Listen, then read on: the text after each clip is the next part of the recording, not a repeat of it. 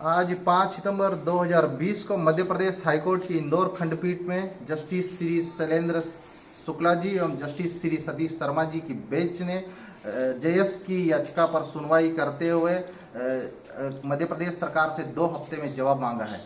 JS की इस याचिका की पैरवी वरिष्ठ अधिवक्ता आनंद मोहन माथुर जी और अभिनव धनोटकर जी ने की है। आप सभी को बता देना चाहते हैं कि संविधान की 5वीं अनुसूची आज़ादी के 70 साल बाद भी आदिवासी क्षेत्रों में ग्राउंड लेवल पे इम्प्लीमेंट नहीं हुई है। यही कारण है कि समय समय पर जेएस पिछले 7-8 सालों से 5वीं अनुसूची के इम्प्लीमेंटेशन को लेकर ग्राउंड लेवल पर धरातल पर संघर्ष करता रहा है। लेकिन प्रदेश में कई सरकारें आई और गई, लेकिन आदिवासियों के लिए बनाई गई 5वीं अनुसूची के प्रावधानों को धरातल पे इम्प्लीमेंट नहीं किया गया। यही कारण है कि आज आदिवासी इलाकों में आज विकास दूर दूर तक देखने को नहीं मिलता है।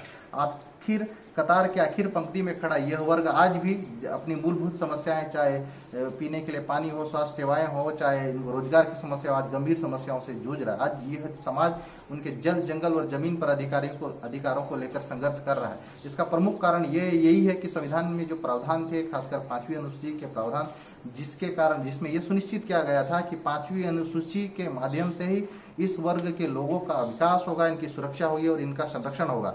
लेकिन दुख की बात यह है कि पिछले 70 सालों बाद भी इन प्रावधानों को ग्राउंड लेवल पे इम्प्लीमेंट नहीं किया गया। आप सभी को बताना चाहूँगा कि संविधान की 5वीं अनुसूची देश के 10 राज्यों में लागू है और 10 राज्यों में लागू तो है, लेकिन इसको ग्राउंड लेवल पे इम्प्लीमेंट करने के लिए जो राज्य सरकारों को जिम्मेदारी दी गई थी,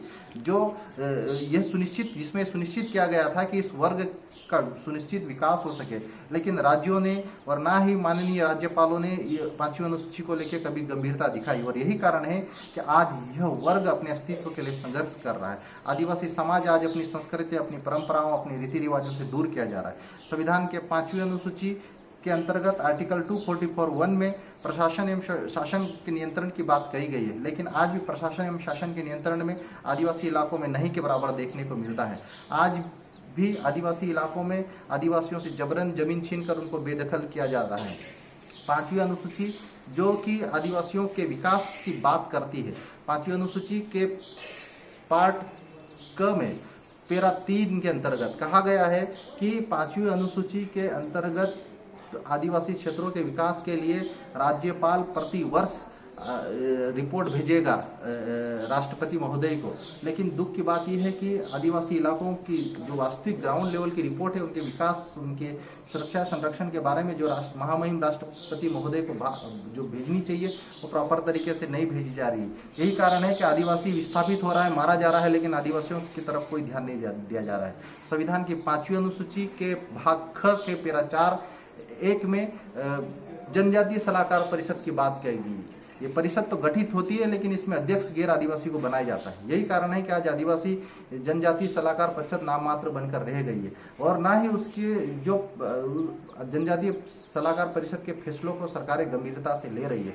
संविधान की 5वीं अनुसूची के भाग ख के पैरा 5(1) में एक विशेष प्रावधान दिया गया है, जिसमें कहा गया है कि विधानमंडल या संसद का कोई भी कानून अधिसूचित क्षेत्रों में या तो लागू हो सकता है या लागू नहीं हो सकता है। उसके लिए महामहिम राज्यपाल महोदय विशेष अधिसूचना जारी करेंगे। लेकिन दुख की बात है कि बिना अधिसूचनाओं के केंद्र सरकार द्वारा जो कानून बनाए जाते हैं, वो अधिसूचित क्षेत्रों के ऊपर थोप दिए जाते हैं।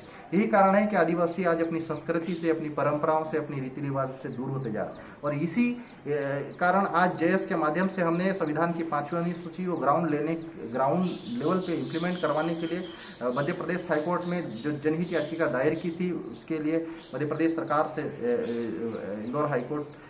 मध्य प्रदेश हाईकोर्ट की खंडपीठ ने जो 2 सप्ताह में जवाब मांगे। अब देखते हैं कि 5वीं अनुसूची को लागू करने के लिए मध्य प्रदेश सरकार आने वाले समय में क्या कदम उठाती है। हमारा संघर्ष, जैसे वहाँ का संघर्ष आगे भी जारी रहेगा और उम्मीद करता हूँ कि देश के 10 राज्य 5वीं अनुसूची क्षेत्रों में आते हैं, वो भी मिलकर 5वीं अनुसूची के इम्प्लीमेंट के लिए संघर्ष करेंगे।